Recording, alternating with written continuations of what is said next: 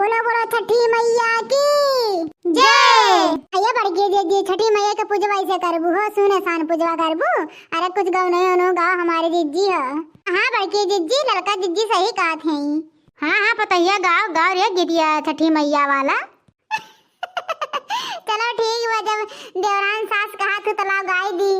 पहला पहला मैं कैली बरतिया, भूल चूक माफ करिया करी लया रजिया हो, भूल चूक माफ करिया करी लया रजिया हो।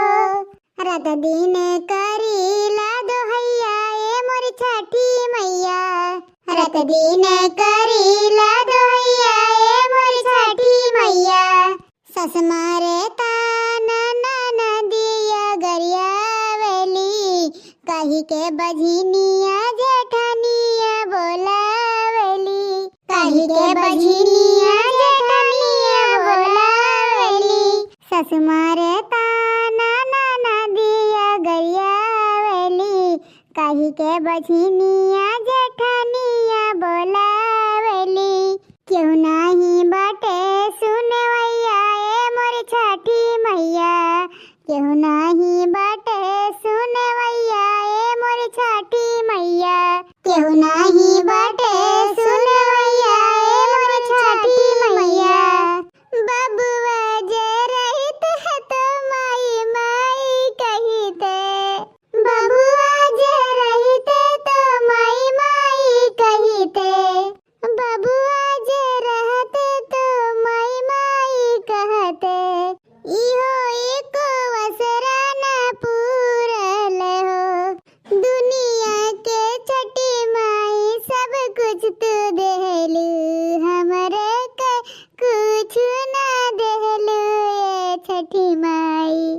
के लइके जाए मत पे दौड़वा, के करी पियरी हो, बिलख बिलख रोवे घाट पे बझनिया, छठी मैया सुनली गोहार। बिलख बिलख रोवे घाट पे बझनिया, छठी मैया सुनली गोहार। उठा उठा भैया भैले यारगी के जुनिया, बहने घाटे पहुँचा दा। उठा उठा भैया भैले यारगी के जुनिया, बहने घाटे पहुँचा दा। छठी मैया के करे पूजनिया, भैया घाटे पहुँचा दा। छठी मैया के करे पूजनिया, भैया घाटे पहुँचा दा। जोर से बोलो छठी मैया की जय। पतु हालू आ गया, छठी मैया से आशीर्वाद ले ले, जवन कुछ मांग चुंग लिया। ठीक बाटे सासू अम्मा। हे छठी मैया हमरे घर भर के सुखी संपत रहे, हमें सुहागन बना रहा, हमारे बेटिया बेटवा के सही सलामत रखे रहो। छठी मैया हमरे घर परिवार के पूरा घर द्वार देखो छठी मैया, दुश्मन के कौनो छाया ना पड़े हमारे ऊपर छठी मैया। छठी मैया जय हो छठी मैया की।